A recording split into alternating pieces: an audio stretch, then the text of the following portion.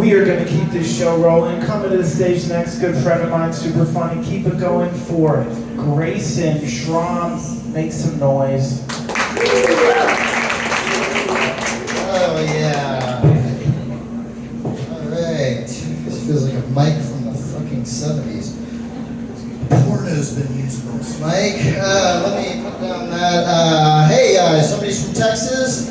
What part?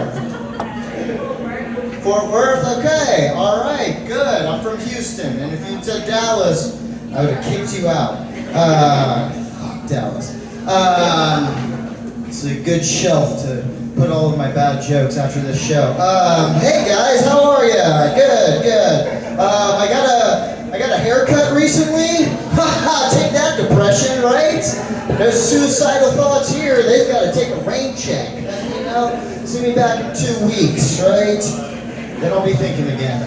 Yeah, I got a haircut, and I think the worst part about getting a haircut is when all like your friends come up to you and tell you in the kindest way possible that you used to look like a piece of shit, you know? I got rid of that rat's nest. I'm like, that's a very aggressive way to say that I didn't comb, you know? Like, I never understood that. I have a dog. I'm in Denver, and I have a dog. Shocker, right? Yeah, you rolled your eyes. That's like when I told my mom I was going to kill myself. She was like, oh, fucking, come on, Grayson. No, I have a dog, and I went to the vet recently, and they actually diagnosed my dog with anxiety. Yikes, right? But then the vet actually prescribed my dog. They were like, let's just give him like some trazodone. Trazodone? Okay. You guys don't use drugs recreationally. Trazodone is a very human solution for a dog, all right? As soon as I heard trazodone, I was like, well, his knee hurts too, Doc. What do you think, Oxy 30s? Come on. Like, I don't know what my rock bottom is, but it's probably when I Googled, can I snort my dog's trazodone? You know, that was a low point in my life. I don't live in this area, but I do live on South Broadway. If you guys have ever been down there, it's a great place. There's a ton of schools around there. I live in a neighborhood with a ton of schools, so there's all those like signs like drive 25, keep our kids alive, you know, drive like your kids live here. That's not even the joke yet. What's funny about those signs is all you have to do is like hit 2 kids with your car and we'll start fucking putting those things up like nothing, you know? But my favorite one in the whole neighborhood is just this one yellow one, and all it says on it is deaf child. Yeah, Jimmy's a little asshole. We don't like him, we don't love him. Fucking hit the kid, you know? We have to put that up and stay ordered, right? Like, I don't know why they have just deaf, like, we love our kids, deaf child. You know, I've never understood that. Like, really, and I don't mind that as much as, like, I do think those signs are kind of problematic in a way. Like, bear with me here. I do think they're problematic because, like, if there's a child predator in the area, aren't we, like, giving them a menu? A lot of clientele in this area. One of them's deaf. You don't even have to sneak up on him. You know, just throw him in the van, right? I was on my way here, and I saw one of those douchey Colorado vehicles. What do they call Jeeps? Yeah. I saw a Jeep. Subaru. All right. Let's just name up.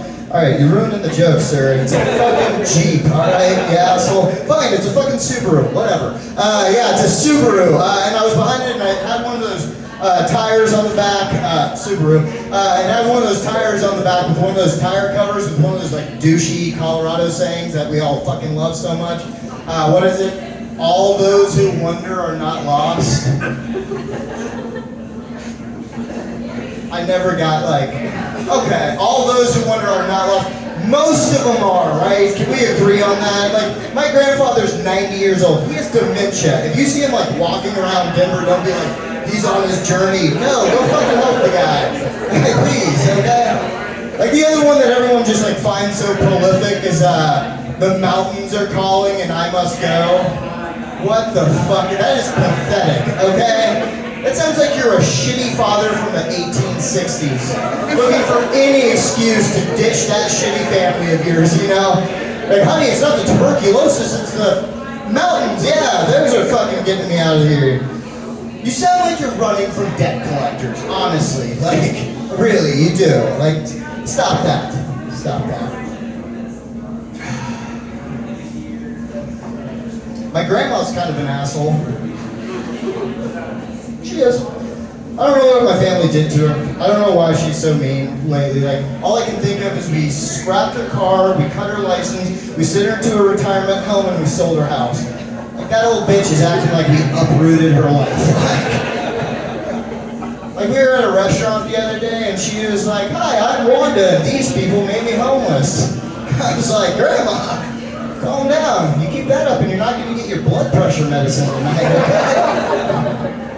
Nah, we just took her arthritis cream. It was one night, so she's gonna be fine. But at the end of it, like, she was, we were about to leave, and she was like, "I want a Dr. Pepper." And we were like, "Okay, do you want it to go?" And she was like, "Yeah." So we did whatever, you know, suburban white family does. We're like, ma'am, come over here. You know, we have an emergency. So we got her the Dr. Pepper to go.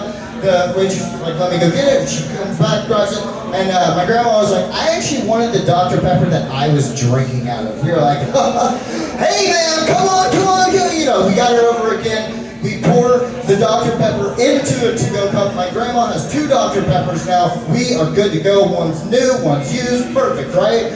And then we were about to leave. We were like, "Come on, Grandma, get that fucking Dr. Pepper." And she was like, "I don't want either." So we took her out front and we shot her. Like a dog. Yeah. No, we didn't. But I wish we did.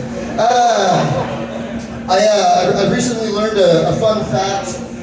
There's a ton of cultures out there that it's actually like perfectly fine to live with your parents until marriage. A lot of Hispanic cultures, a lot of Asian cultures do this, and that was fantastic news for me because I always thought that I was a fucking loser for living with my mom until my 20s. I'm not a loser at all. I'm just depressed. And incredibly cultured, you know what I'm saying? I'm like Anthony Bourdain, right? I just can't afford the rope. Anthony Bourdain, as they like to call me in the alleys of Denver. I do struggle with ADHD. I'm not a hero. Before you guys clap, I'm not a hero. I am very brave. I am very brave to go through this. It's not like debilitating for me. Okay, it's not like I'm just like you guys. I brush my teeth with one hand. All right, I can carry on a conversation. The only times my ADHD brain like fucks me up is in like the worst situations possible. Like I was having sex with a girl one time. Yeah. Like, and all of a sudden, like, I'm having, like, listen, I am 4 1/4 inches deep in pussy right now, okay? And all of a sudden, like, my ADHD brain just, like, hits me, like, I'm like, have I ever had a Danish? What the fuck is a Danish? Where did that name come? And then she's like, "Oh wow, that was great." And I'm like, "It was neato, but is the bakery open?" You know, like it's shit like that fucks me up with ADHD. I don't know. I am recently single, ladies. That never works, surprisingly. Every time I do that, even at a bar when I just yell that out, I'm like, "Ah, lady," you know, they're like, "Get the fuck away from me." I am single. Me and my ex-girlfriend, we tried to keep it together. Like we had little nicknames for each other, you know, to kind of try to keep the relationship together. Like I would call her Sweet Cheeks because I liked her little ass, you know. She would call me Amazon Prime because I come so quickly, right? Now she just calls me Optimus Prime because she took the apartment and I live in a truck. So whatever, you know. I don't know. We did do like a ton of things together. Like we went on errands together, right? Like this one time we were going back to my house after getting groceries, and we were her house now. We were going back, and she was like, "Hey, I got one more stop," and I was like, "Baby, what is it? Whatever you want, let's do it." She was like, "I want to stop at the sex store." I was like, "That doesn't feel feel like an errand to me, okay? The sex store, that's never felt, I've been on a million errands before. I've never been driving home from an errand and been like, honey, the ball gag, come on, let's go, you know? Like my errands, I'm used to picking out oranges, not picking out my replacements, you know? Like we were at the store, she's like, look, 8 inches, that's 3 times the size of you. I was like, baby, that's bad math. And incredibly insulting. But we didn't get anything that time because I swore to God that I'd stop crying after missionary, and I'm single today. Thank you guys so much. Y'all have been blessed. My name's Grayson. Y'all have a great rest of the show. One more time, guys. Keep it going.